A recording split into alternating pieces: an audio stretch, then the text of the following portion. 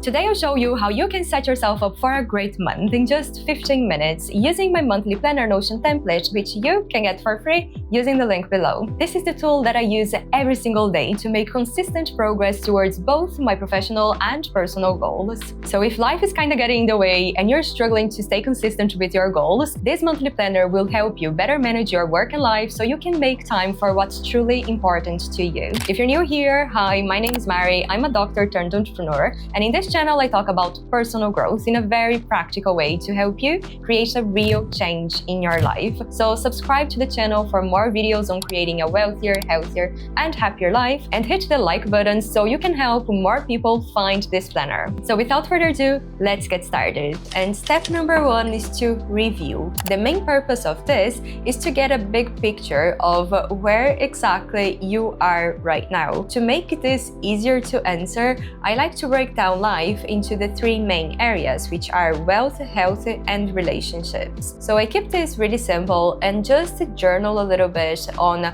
where I'm at. What are the things that are going well and what are the things that I need to improve in these areas of life? This step here gives me clarity on what happened in the past month and what I need to work on in the following month.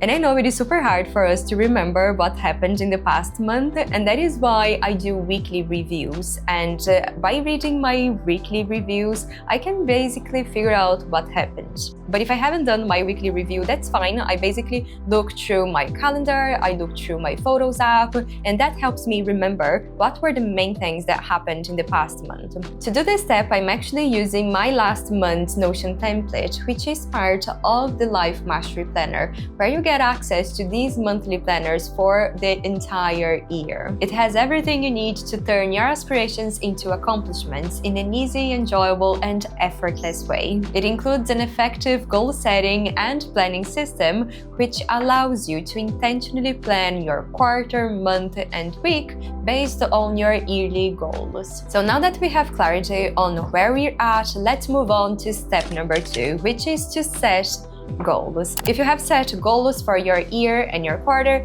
you can add them there and then basically break them down into what you're doing this month. Here the main question you want to answer is, where do I want to be at the end of this month? And doing this is basically helping you take control of your life, because you are the one setting goals for yourself, both professionally and personally as well. So if you have set goals for the year, you can basically break them down into a smaller milestone that you can achieve this month, and then you're basically focusing on achieving that milestone. Having a smaller milestone to work towards is going to keep you more focused and motivated. If you're not sure how to set goals, I have another video that you can watch where I talk about the 2 types of goals and what are the pros and cons of setting goals in that way. Definitely make sure to watch that video after this one. But I personally like setting goals for myself because they really help me achieve more in life. I like setting goals considering the different areas of life, and you can adjust this to reflect what areas of your life you'd like to set goals for. An extra step you can take here is to prioritize your goals. So you can review the goals that you set for yourself considering the different areas of life and prioritize. Ask yourself, what is my number 1, number 2, and number 3 priority goals? Finally, encourage you to take notes of special moments coming up. So these could be events or trips or something special that is happening this month that just brings joy to your life. Because every time you see it written down, your brain releases dopamine, which makes you feel more excited in anticipation for that event. With that, now you have clarity on where you want to be at the end of the month, and it is time for step number 3, which is to create a task list. The first thing you need to do is to change the headings in the template here so it reflects your areas of life. If you work as a freelancer, for example, and you have multiple clients here, maybe the subheadings could be your clients' names. Once you adjust the headings, then your next step is to do a brain dump. Basically write down all the tasks that you have related to those areas of life. Anything that you know that you need to complete sometime in the near future, but you're not sure when, this is where it goes. Whenever your mind comes up with this random task you need to do, instead of jumping into doing that task, you can either add it to your task list when you're not sure when exactly you're going to complete this task, or you can add it to your weekly planner, which is the next step. In step number 4, you're going to plan your week. Having a weekly plan is going to give you so much confidence because you're going to start the week feeling prepared, and if things change, you can better adapt your plan because you have more clarity. Now that you have a clear understanding of your goals, your priorities, and your tasks, you can more effectively plan your week. I recommend doing it either on Sunday evening or Monday morning. I usually end up doing it on Monday morning because life gets busy on Sunday. So just pick a time that works for you and create a little ritual to make it more special. I personally like to sit down with my coffee in the morning and just take 10 minutes to plan my week.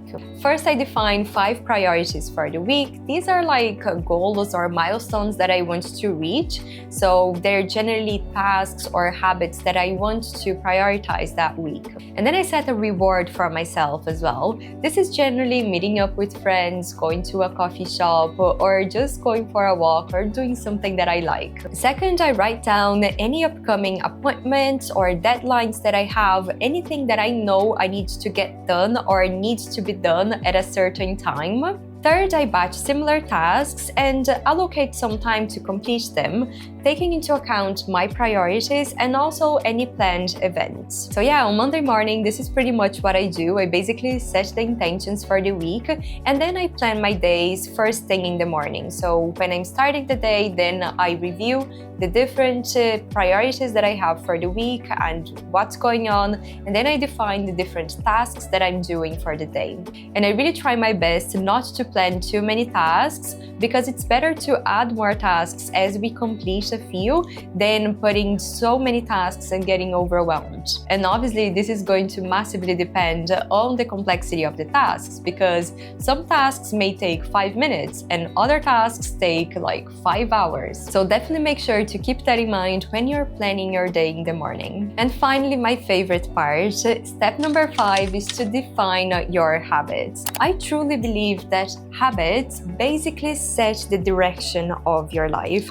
There's actually this one quote that I love. I'm going to read it for you. It says, "The secret of your success is found in your daily routine." Basically, your success is determined by the daily habits that you have. I actually created this list, 12 habits for life. I'm going to leave them linked in the comments below. I also have a video where I go through every single one of them, so definitely make sure to watch that video if you're interested in building new habits in this coming month. In the planner here, I have a habit tracker so you can see your daily progress. Obviously, you don't need to track all your habits, but I would highly recommend that you track habits that you need some extra accountability for. Essentially here, you can edit the different properties of this database and give it the name of the habit that you want to keep track of. You can also choose a different icon here to make it more fun. And I love this habit tracker because you can see your daily progress, how many of your habits you have completed,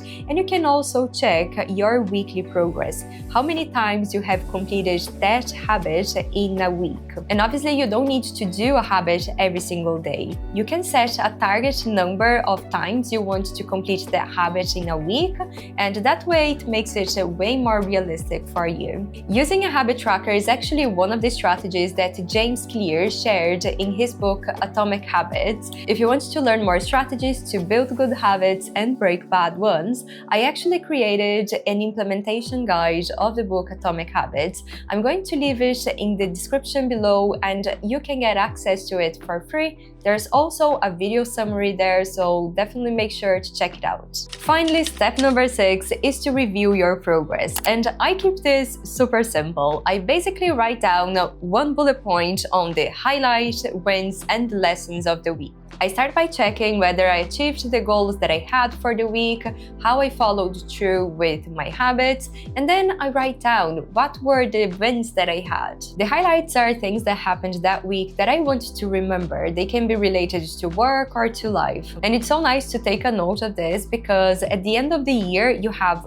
52 weeks, and if you read the highlights of each week, you basically get to review your entire year in just basically like 5 minutes. This simple ritual really helps me finish my week on a good note and start a new week feeling fresh. So this is your time to acknowledge yourself and celebrate the things that you have accomplished this week.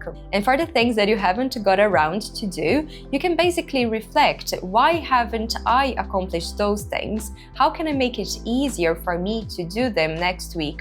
Or does it even make sense for me to be doing this? So you can take some time here to reflect whether that thing aligns with you and whether it is important for you or not. And the key here is not to beat yourself up, but instead try to understand, how can you make it easier? How can you make it more enjoyable for yourself to accomplish that task? Think about different tools you can use or different people you can ask for help. That way you stop ruminating over the problem and you start focusing on solutions. How can you solve that problem? So now we have completed the monthly planning routine. If you haven't gotten your monthly planner, definitely make sure to head to the link in the description below and get access to the monthly planner for free. I'll send you an email with the link where you can duplicate this template into your workspace and get started straight away. I also have a link to this video here so you can come back and do your monthly planning with me. If you want to adopt this planning system for the entire year, definitely make sure to check out the Life Mastery Planner, which is my system for creating a more intentional, productive, and organized life. There you'll have access to not only the full version of this monthly planner template for every single month of the year, but also to my entire Life Mastery system, which has dedicated pages to help you reset your life, set resolutions for the year, and also dedicated pages for your wealth and wellness. Yeah, so if you want to simplify and speed up your goal achievement process, definitely make sure to check out the Life Mastery Planner. If you want to learn strategies to make it easy for you to build new habits in the coming month, definitely make sure to check out this video next. I'll see you there. Bye!